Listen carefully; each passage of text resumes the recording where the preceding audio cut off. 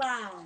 Oi, Mara! Um prazer enorme estar aqui com você de novo. Igual! Deixa eu tirar os comentários para te ver melhor. Faz tempo que a gente não se vê, né, Carla? Pois é, trabalha junto, mas não trabalha. Essa pandemia tá bagunçando tudo, não é? Pois é, hoje mesmo eu estava em uma reunião e eu falei, gente, está difícil para todo mundo, mas a Tá. gente tem que manter aí a saúde física e mental da melhor forma possível, né? Verdade, verdade. Carla, mais uma vez, muito obrigada. Vou apresentá-la, mas assim, quero dizer que a Carla é uma companheira assim, que não tem palavras para dizer. Nós trabalhamos juntas na Clinapse, a gente atende, ela é neuropsicopedagoga, eu psicopedagoga. A Débora, que é nossa companheira, é fonoaudióloga. Então, assim, a gente faz um trabalho muito legal em parceria, trocando figurinhas, uma apoiando a outra. A gente realmente faz um trabalho muito bacana, coeso, e eu quero te agradecer também por isso. Tá? Muito Oh, obrigada por me acolher. nossa, eu é que é um prazer enorme. Eu confesso que eu ainda não estou muito acostumada com essa live. E hoje eu estou especialmente emocionada. Eu estava tranquila, mas quando eu você começou a falar o nome das pessoas que estavam aí, eu vi duas pessoas muito queridas, né? Minha irmã, que é uma parceirona também da área pedagógica, que sempre está junto comigo, e a professora Iracilda. A professora A Iracilda Iracilda se sempre está aqui. Não, e a Iracilda, ela é. Mara, tem que convidar ela, ela vai me matar, mas tem que convidar ela para fazer uma live. A professora Iracilda é uma mulher gigante em seu conhecimento, uma pessoa maravilhosa, ela é muito humilde, muito querida, muito parceira, mas ela é uma gigante do conhecimento da estimulação precoce e se aposentou agora na pandemia. A gente não pôde dar um abraço, não pôde Ah, dar muitos menina, então ela está beijos. preparada para lá. Já anotei aqui, Ah, Iracilda. Vou ela vai encontrar querer com me você. matar, mas olha, é uma profissional que você não tem noção, uma gigante. E assim, meu Deus, como a gente vai perder sem a professora Iracilda na educação precoce? É uma gigante mesmo. A Que gente vai sentir legal. muita Parabéns, falta né? Porque dela. conseguiu Não é? se aposentar assim, pelo que a Carla falou, dignamente, que é isso que a gente busca, né, Não é? Carla? Então, Muitos anos a de gente docência, dedica, de chão a da gente, escola, isso, a gente dedica uma vida mesmo às escolas, né? não é? Mas eu quero saber mais do brincar. E antes E disso, eu vou te apresentar, ó, vou rimar. Então, vou apresentar a Carla Castro e vou deixá-la à vontade. Depois eu vou colocar os comentários. Se vocês quiserem fazer alguma pergunta para a Carla, podem ficar à vontade. Eu digo que aqui é um bate-papo.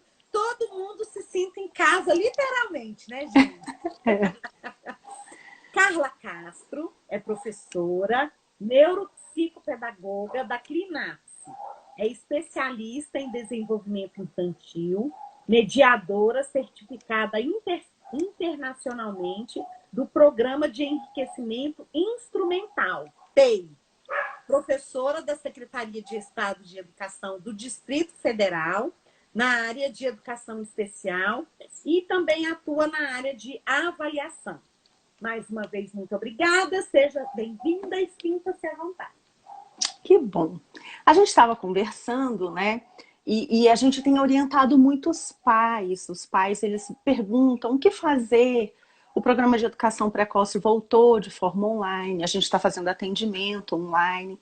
E a gente acaba recebendo muito retorno, muito feedback dos pais sobre a ação mais pura e genuína da infância, que é a questão do brincar. E aí a gente assistindo aqueles vídeos e vendo essa movimentação, os pais, as famílias dando show dentro do seu dinamismo, da sua forma de atuar, do seu espaço familiar, me veio a pergunta, né? Será que nessa pandemia que a gente está vivendo e nessa chuva de informações, estímulo daqui, estímulo dali, faz isso, faz aquilo, compra PDF, põe esse jogo e tal, tal. Será que realmente todas elas promovem o desenvolvimento infantil? Será que a gente não tem que tomar alguns cuidados em relação ao brincar e as orientações do brincar? Que o brincar é genuíno da infância, no momento, nós temos certeza disso. Isso nem sempre foi assim, mas no momento nós temos certeza disso. As pesquisas comprovam. Mas como será esse olhar do adulto em relação ao brincar? E foi aí que, aí, conversando com você, né, nessa labuta diária de dar orientação às pessoas, né, levando informações, eu lembrei de um livro, que é esse aqui. Todos os livros vão estar na bio da Mara, viu, gente? Eu também vou colocar lá no meu Instagram. Que é esse livro aqui, que é o Só Brincar, da Janete Moires. E no capítulo 9, ela fala do brincar na perspectiva do adulto. Como será que os adultos veem o brincar da criança? É uma pesquisa muito interessante, ela é uma das participadoras da equipe, organização, e ela fala que o olhar do brincar para quem entende do desenvolvimento humano e para quem não entende do desenvolvimento humano é muito diferente. E até a compreensão daquilo que a gente entende como desenvolvimento humano. Porque a compreensão do desenvolvimento humano por uma profissional e a compreensão do desenvolvimento humano por um pai, por um médico, elas são diferenciadas. Uhum. Esse jogo, né, de organização entre o desenvolvimento, o currículo e o conteúdo. O que vem antes? O que vem depois? Como é que eu faço para trabalhar isso? Nessa pesquisa, ela ilustra muito bem isso. E eu falei, tá aí uma live interessante para a gente estar pensando e discutindo um pouquinho, um espaço curto, ou seja, não é nada muito organizado e sistematizado, sobre essa questão do brincar e do desenvolvimento. Será que todas essas atividades que a gente realmente está fazendo, a gente está conseguindo promover um desenvolvimento, né, dentro das possibilidades? E é lógico que aqui a gente tem que ser muito humilde, muito cuidadoso e sempre estar parabenizando essa família, porque eles estão fazendo o melhor. Dentro de todas as possibilidades, ninguém estava preparado para isso, eles estão conseguindo chegar lá. Então, por que não dar dicas sobre esse processo de desenvolvimento para a gente mesmo estar podendo se observar e estar melhorando a qualidade um pouquinho desse brincar? E foi aí que nasceu a ideia da live. Bom, continuando, eu vou apresentar um outro material para vocês. Sou uma menina da leitura, eu gosto do negócio. Nesse livro aqui, ele traz 3 perspectivas sobre o brincar. E eu gostaria de falar em especial sobre 2 delas. Mara, eu tenho uma pergunta para te fazer. Ixi. Será que sempre os teóricos acharam que brincar valia a pena? Eu acredito que não, porque, assim, na época do meu pai, por exemplo, meu pai tá aí na live também, a sua irmã tá aí, meu pai também. Depois ele pode até comentar. Puxa a orelha. Mas ele fala, ele conta umas histórias que na infância dele, criança não tinha lugar, né? A criança, inclusive, trabalhava com os pais. E, assim, para ele estudar, por exemplo, ele teve que morar em outra cidade, ele teve que sair da fazenda, né? E ir para a cidade. Então, eu acredito que antigamente criança brincava, mas assim, brincava trabalhando, aquelas brincadeiras também soltas, era outro tipo de brincadeira também, né? Mas se a gente for ver até em termos de vestimenta, as crianças se vestiam como mini adultos, né? Então eu acredito que brincadeira não era nem um pouco valorizada. Nesse livro, nesse capítulo que eu falei, ela traça justamente um paralelo muito interessante sobre perspectivas teóricas que apoiavam o brincar como desenvolvimento humano e perspectivas históricas que não apoiavam o brincar como desenvolvimento humano. Nós já tivemos uma fase na educação, por exemplo, que o brincar era proibido dentro da escola, considerado inútil, fútil e até mesmo desqualificando essa linguagem primeira e única da criança. É muito interessante a gente ver como as propostas vão mudando e quanto mais a gente consegue estudos e pesquisas na área, né, nas várias áreas, seja sociologia da infância, seja antropologia da infância, seja neurociências, seja a educação infantil, o Fundi 1, a gente vai se reorganizando nessas propostas. Bom, atualmente, e aí eu trago outro material para vocês, na seção 2 desse livro aqui, que é capítulo 9, ela vai falar do brincar e jogar como uma perspectiva de estimulação das funções executivas. E você sabe que essa é a minha grande paixão atual. Falar de estimulação, falar de desempenho, daquilo que eu tenho que saber antes de aprender, é muito importante. É, na verdade, a base do conhecimento. E aí, nesse capítulo, ela vai falar justamente da questão do brincar como agenciador e possibilitador de um salto de qualidade para o desenvolvimento dessa criança. Isso não é muito novo, né? Apesar de ser uma pesquisa muito atual, o livro acabou de ser lançado. Se a gente for lembrar bastante, a gente vai lembrar que Vygotsky já falava isso. Ele vai falar, olha, tá aí uma coisa que promove o desenvolvimento da criança, é a mediação nesse processo. E aí a gente tem que falar um pouquinho, e é justamente o momento que eu gostaria um pouco de chegar na live, que será que a questão é o brinquedo? Será que a questão é o tipo de brinquedo? Será que a questão é o recurso mais fera e único que é produzido no mundo? Ou é a forma que eu brinco e intervenho com essa criança? E aí a gente tem que falar muito. Lá muito. no meu pai, né? Que fazia os boizinhos de manga, que subia em árvore, que fazia bonequinho de galho, de, sei lá, de pedrinha. Quer dizer, brincava e com certeza se desenvolvia com recursos naturais.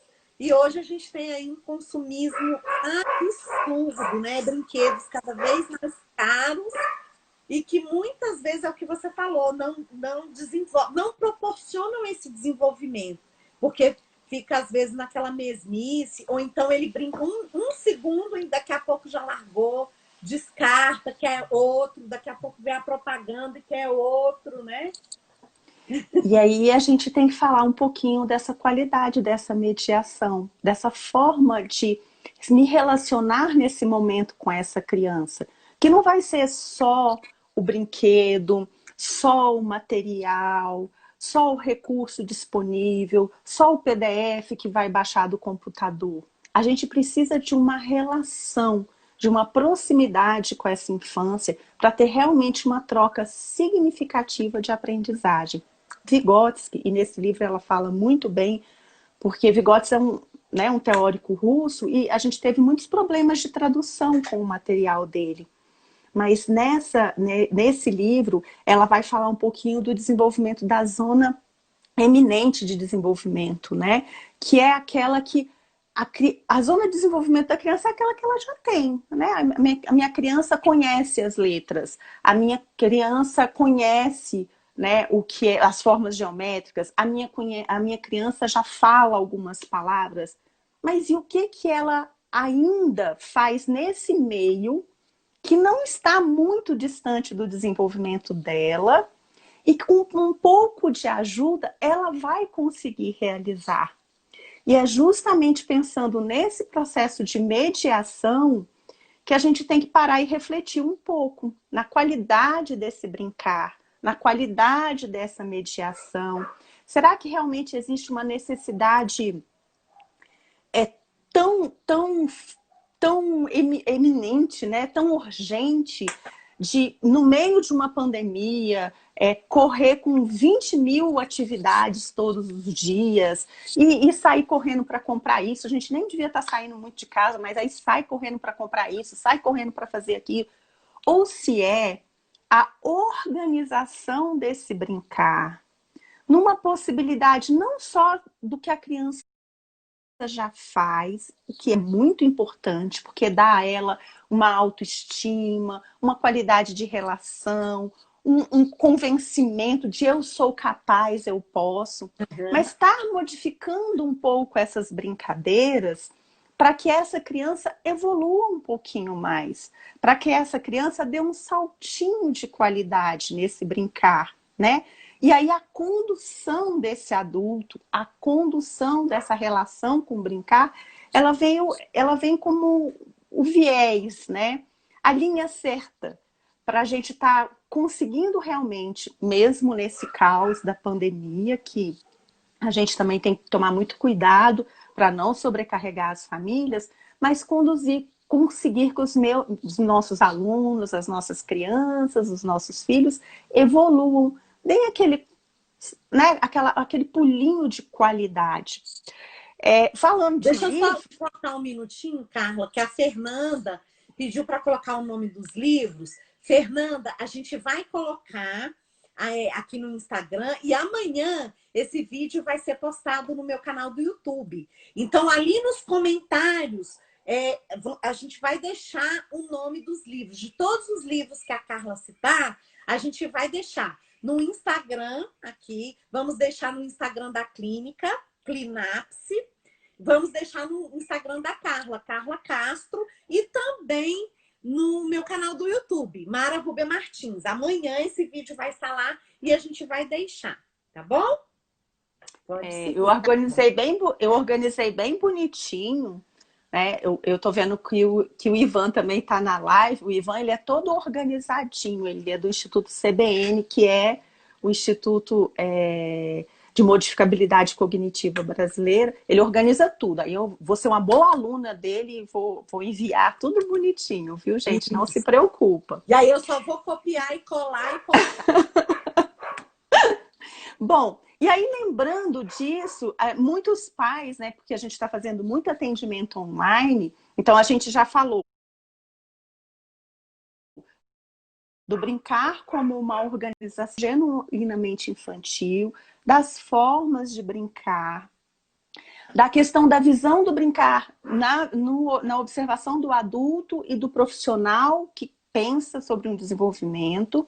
E aí, muitos pais falam, Carla, mas meu filho já tem um diagnóstico. Como é que é isso? Aí não funciona para ele. E aí eu continuo na mesma linha, lembrando do nosso livro, né, de Vygotsky, o Domo, né, dos Fundamentos da Defectologia, onde ele vai falar na segunda parte do livro acerca da dinâmica da evolução infantil, né, do desenvolvimento infantil, que criança é criança. Criança é criança. Temos o nosso tempo? Temos o nosso tempo. Temos a nossa forma de desenvolver. Tem criança que se arrasta, tem criança que não se arrasta. Tem criança que engatinha, tem criança que não engatinha. Tem criança, né, que escapa, tem criança que não escapa. Mas uma linguagem, ela é única. É o caráter da brincadeira. E o brincar, mais uma vez, fazendo viés e ponte desse eu ser pequeno em desenvolvimento para eu, esse sujeito adulto que está conduzindo essa atividade. E aí muitos pais ainda perguntam, mas a gente tem que estar sempre, né, com um objetivo, com foco em cima dessa criança? Não, até o brincar solitário, ele nos traz muita informação. É necessário que a gente observe também o brincar autônomo e sozinho da criança. Não é só o brincar direcionado que faz a evolução da criança, mas é necessário planejar para se brincar com propósito e intencionalidade com toda e qualquer criança. Senão, essa brincadeira, ela fica no campo da mesma zona de desenvolvimento dessa criança, né? Você então, não proporciona desafio e avanços, ou ela pode até avançar, mas de uma maneira mais, assim, mais gradativa, demorada. E se você começa com uma interação, vamos dizer, focada aí em puxar esse desenvolvimento, agora, gente, só uma coisa, não vamos ficar assim também anotando os objetivos. Ai, meu filho, vamos brincar. Isso é o objetivo da brincadeira. Não, eu vou falar sobre legal, isso. Né? Vou falar sobre isso. Deixa eu só te interromper de novo. A Josinha falou que o filho dela só se interessa, aí eu não entendi, por envases. Deve ser algum tipo de brincadeira só, né? Mas não dá funcionalidade. A gente até já falou um pouquinho disso aqui, Josinha. essa funcionalidade é a gente que vai dar também. Só que não é assim, peraí, meu filho, você está brincando errado. Não, a gente vai entrar nessa brincadeira, a gente vai começar imitando, repetindo um pouquinho o que ele está fazendo, e nós vamos introduzindo variações aí diferentes. Então, um barulhinho, se ele está brincando com o carro, né? Ele só sabe ficar ali olhando para aquele carro. Aí você pega o carro, você começa, daqui a pouco você coloca o carro no chão, vrum, vrum, começa a fazer barulho, onomatopeias, porque ele vai olhar para você. Então você começou com a brincadeira igual a dele, você valorizou a brincadeira dele, só que você enriqueceu a brincadeira. A diferença está aí. Não é você falar, não, não, essa brincadeira não, vamos brincar de outra. Você mandar na brincadeira. Não vale, né, Carla? Não vale. A gente tem que compreender que muitas vezes a gente atrapalha a brincadeira, né? Nesse momento a gente não tem como falar um pouco da brincadeira com seus pares de idade. Mas quando a gente está no espaço de formação, a gente até pede para as professoras que estão sendo formadas, né, os psicopedagogos, para os psicopedagogos, repararem no brincar das crianças na hora do recreio. As crianças, elas se organizam e elas estabelecem um sistema, inclusive, hierárquico da brincadeira. E se você tenta entrar ali, ela fala, não, não é assim não. Não, mas eu vou ser o cachorro. Não, mas a gente já tem cachorro. Essa casa tem alergia. Não pode entrar cachorro aqui, não vai entrar já tem cachorro. As normas, né? Já tem as normas, já tem as regras, né?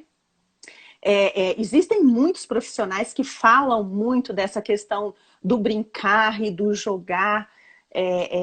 Inclusive, nos processos de ensino da própria matemática, acabei de lembrar do Cristiano, que fala muito isso, do Vilar, que fala muito isso, da Universidade de Brasília.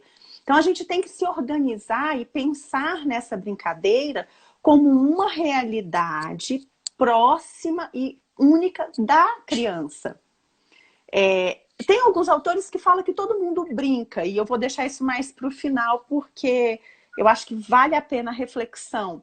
Mas o que a gente traz aqui hoje, e eu acho que é essa fala de aconchego, de carinho, mas também de alerta, né? Que você tem feito esse papel muito legal, né, durante a pandemia, gente, calma. Não precisa sair correndo, fazendo de tudo, comprando todo o material, querendo ser o professor, fazendo curso online. É brincar, nós vamos brincar. E tem formas da gente observar esse brincar, organizar esse brincar para essa criança evoluir. Né? Então a gente tem que ir com um pouquinho mais de calma. E aí, falando de organização desse brincar, eu trago um outro livro. Eu sou a mulher dos livros, né, Mara? Menina, nós não vamos ter biblioteca para tudo isso. Esse livro, ele é de um teórico que eu conheci há pouco tempo. Só tem 4 anos que eu conheci esse teórico, é o Forrest, que é um dos papas da mediação. Ele falou de plasticidade neural muito antes de qualquer existência, de qualquer ressonância magnética. Olha, que legal. E no capítulo 13 desse livro, ele vai falar sobre formando ambientes de suporte. E tem algumas partes desse capítulo que ele vai falar justamente desse processo de organização e de sistematização, não do espaço do brincar, mas do apoio à mediação para essa troca de informações, para essa brincadeira. A gente brinca sozinho? A gente brinca sozinho, a gente tem a nossa brincadeira, a gente com a gente mesmo, né? Mas quando a gente se propõe a brincar com regras, a brincar com o outro, nós temos que ter uma troca. A gente tem que estabelecer regras iniciais. A gente tem que fazer uma troca mediada desses processos. E é justamente nesse capítulo que ele fala um pouquinho disso. E é muito interessante que, para ele, ninguém é vazio, ou ninguém sabe menos ou mais, sabe diferente.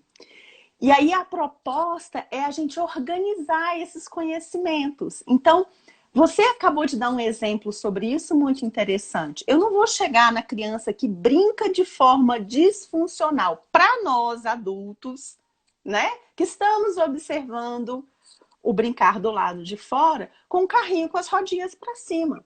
Mas eu vou começar imitando, fazendo barulhinho baixo, virando esse carrinho, mostrando para ele que, olha, a roda, ela faz um movimento, fica mais fácil, comparando com a realidade. Olha, esse carrinho que está com as rodinhas agora para baixo, andando com mais facilidade, é igual o carrinho. Oh, acabou de passar um carro de vrum, bibi, né? Então, esse jogo de relações, ele não pode ser realizado sem o espaço da mediação, sem o espaço de troca.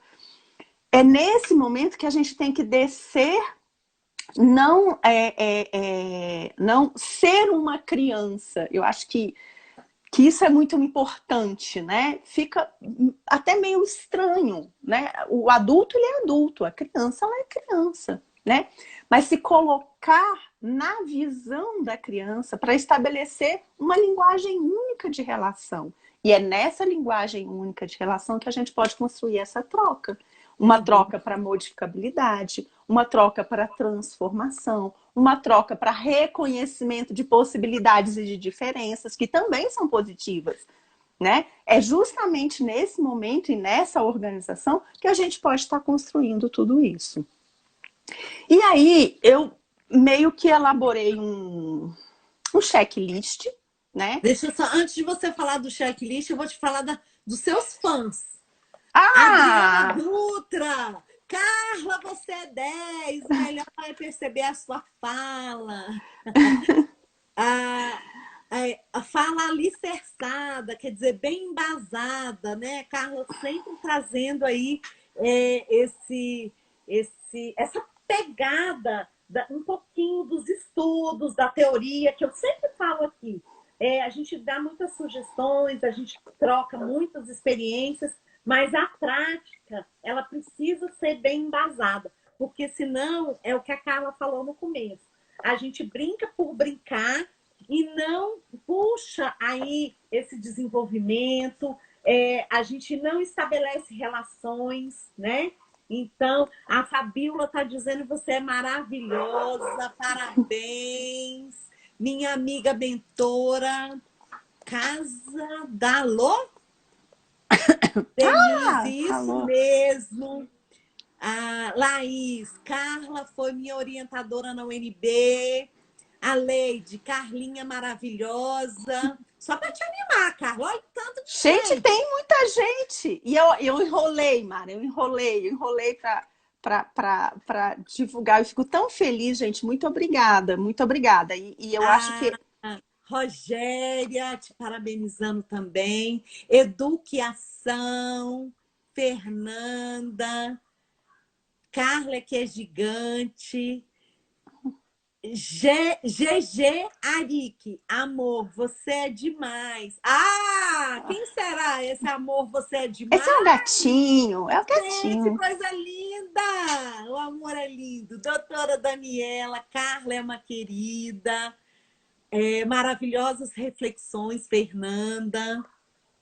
Muito legal, viu, Carla? Obrigada também vocês participando, gente. É muito bom compartilhar. Então vai, agora é o checklist. O checklist, né? E aí, assim, gente, por que eu trago algumas, não são muitas, são algumas referências. Eu acho que o tempo da gente é muito precioso hoje em dia. Vocês se dispuserem a vir gastar 1 hora do seu tempo, tá todo mundo sem ajudante, na correria, a gente tem que contribuir, a gente tem que, né? O que eu tenho a dizer? Por que né, gerou essa questão? Acho que é muito importante isso, é um carinho mesmo, respeito mesmo, carinho que vocês estão tendo comigo e eu agradeço. E aí, nesse checklist que eu fiz para vocês, eu falei, gente, como é que a gente faz essa organização? E a gente tem algumas tabelas que organizam o desenvolvimento, tem algumas tabelas que fazem paralelo entre o brincar e o desenvolvimento infantil e tal. Mas eu falei, não, eu queria uma coisa mais próxima dos pais, né? Porque são eles que estão com as crianças, né? E aí, gente... Outro livro. Neste livro aqui, no capítulo 13, eu vou abrir ele aqui, ele traz um checklist que eu achei muito interessante. Eu falei, gente, tá aí uma coisa que é próxima, e é palpável, e é real para os pais na atualidade, que estão recebendo as atividades da escola, que estão recebendo o planejamento, que estão tendo que se desdobrar em relação a uma série de coisas, e que muitas vezes aquela coisa mais delicada do contexto da escola, que agora está tendo que ir para casa e que eu não consigo, quem sabe no brincar a gente consegue organizar isso. E aqui, gente, a gente tem que tomar um cuidado. Eu não estou falando da institucionalização do brincar. Brincar é brincar, né? Brincar, e é engraçado porque a criança reconhece isso, né? A criança, por exemplo, que ainda não descobriu o prazer da leitura, ainda não descobriu o prazer das letras, do mundo da abstração, quando você coloca um jogo de letrinha para ela, ela põe a mão na cinturinha e fala, não, tia Carla, eu quero brincar, não quero estudar. Então, ele traz muito essas questões. Então, a gente tem que tomar muito cuidado. A gente não está falando aqui da institucionalização do brincar. O brincar é direito. Teve que virar lei da criança, né? O que a gente está falando aqui é nessa pandemia, nesse momento que é muito difícil para todos. É difícil para o professor que está longe do seu aluno e que gostaria de estar mais perto. É difícil para a família que teve que assumir tudo isso e que muitas vezes se vê perdida. É muito difícil para a família, nos horários livres, estar com essa criança que antes tinha uma rotina de natação, que tinha uma rotina às vezes de terapia, que tinha uma rotina às vezes de escola. Então, a proposta da gente hoje é estar com um olhar mais direcionado sobre o brincar. O que eu posso fazer? Que pequenas modificações ou quais são as pequenas observações que eu tenho que fazer para que esse brincar promova o desenvolvimento infantil? Para que meu filho, que sempre fica ali com a massinha, né? Às vezes a gente... Mas seu filho brinca com massinha, brinca. É sempre o mesmo movimento, ele sempre usa os mesmos materiais, ele nunca promove coisas diferentes com aquele ato ou com aquele recurso pedagógico. É justamente aí que a gente vai tentar estabelecer esse paralelo. A primeira coisa que a gente tem que pensar é: criança é o centro do brincar. É criança, não é o adulto. Não é o recurso. Então, assim, que eu comprei aquele jogo. Põe na estante. Não oferece para criança. Né? Ele não serve. É mais gostoso. E a gente vê muito isso na precoce. Né? Às vezes brincar com um copo do R$1,99 e é muito mais divertido e é muito mais saudável do que brincar com aquele brinquedo que eu não posso deixar cair, que eu não posso pegar, que eu não posso... E eu não estou falando deixar cair no sentido de destruir o brinquedo, mas é porque acontece. Né? Então, centro, a criança. Isso. Ação, o brincar. A fluidez do brincar. O brincar de forma única de expressão dessa criança. Por que desta criança? Porque cada criança é uma criança. Organizei isso, então eu vou pensar em: poxa, eu tô vendo que o meu filho só faz essa atividade. Só pega a massinha e enrola fazendo uma minhoquinha. Pronto. Quais são os outros movimentos? Ou o que eu posso fazer a mais com a massinha? Eu posso, de repente, fazer um bolo e cantar parabéns e brincar com ele de comidinha imaginária? Posso. Eu posso, de repente, dar vida e voz para essa cobrinha e fazer um brinquedo cantado, né? Minhoca, minhoca, minhoca. Posso. Eu posso, de repente, brincar com ele de junta tudo, separa, onde tem mais, onde tem menos, onde está cheio, Posso.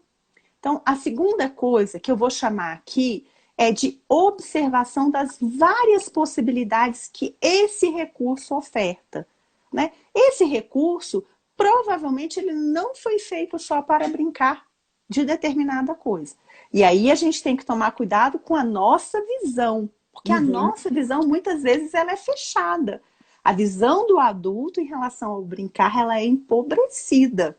A gente tem que tomar cuidado com isso. E tá lá naquele capítulo 9, no início da minha fala que eu falei. A visão do brincar pelo adulto. Então, eu tenho a criança como centro de tudo, o brincar como sua linguagem de expressão maior, e aí as possibilidades que esse recurso me traz. Terceira coisa, tempo. Qual é o tempo que eu passo com isso? É muito tempo? Ela está brincando com isso só para passar o tempo ou ela tem interesse sobre aquilo que está na frente dela? Eu posso crescer essa brincadeira ou, melhor, que é uma coisa que é muito comum hoje em dia, meu filho brinca 5 minutos e larga. Brinca 5 minutos e larga. Brinca mais 5 minutos. Quando eu vejo, a casa está com tudo espalhado e nada se organizou efetivamente num brincar, né, mais dialogado com aquele. Eu vejo cada vez mais isso. Até então, no consultório a gente percebe, né, Carla? Essa ansiedade, né? E essa ansiedade pode ser da criança, mas muitas vezes pode ser daquela ambiência. Lembra que a gente falou também agora há pouco? Então, a gente está dando tempo para essa criança brincar ou a gente já tá, vambora, rápido. E aí depois ela reproduz isso. Então, esse tempo de qualidade para brincadeira também é importante. Quem não se recorda de brincar de casinha com aquela caixa cheia de coisa? E agora eu lembrei da minha irmã com as minhas Suzes, que a gente não tinha Barbie na época, minha Suzy sempre queria a Suzy. Eu, não, tem que arrumar roupinha, tem que sentar, tem que organizar não sei aonde, tem que organizar não sei aonde. Aí daqui a pouco vem a mãe, bora juntar. Mas mãe, eu nem brinquei. Né?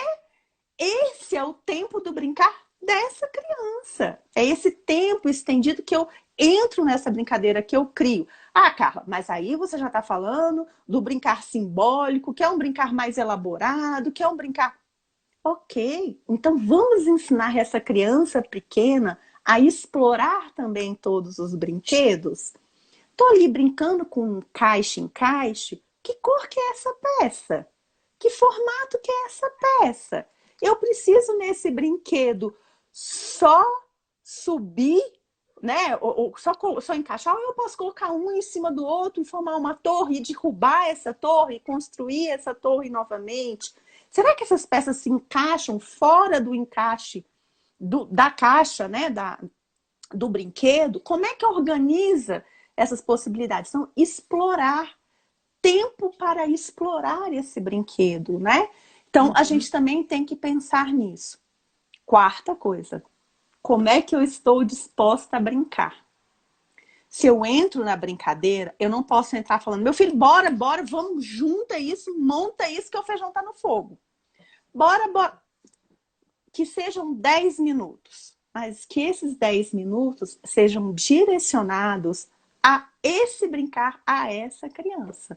Não precisa de 2 horas, né, de qualidade. Não precisam de 2 horas. Tem que ser os 10 minutos que eu vou olhar para o meu filho. Porque às vezes a gente convive 2 horas e não olha nem 1 minuto. Né, Carla? Exatamente. Só para falar assim de tempo, é assim, só para avisar, tá, Carla? Não tô apressando. Ai, Jesus! Mas ai, Jesus! Tem aí 5 minutos. Meu Deus! Adoro a Carla! Tá na hora de encerrar. Então vamos lá. Eu falei agora do tempo, né? Falei da criança, do brincar, do recurso, do tempo, da disponibilidade do brincar. E o último, e vamos dizer assim, para fechar, né? Seriam pautear esse desenvolvimento em relação a, será que eu não posso crescer um pouco mais essa brincadeira?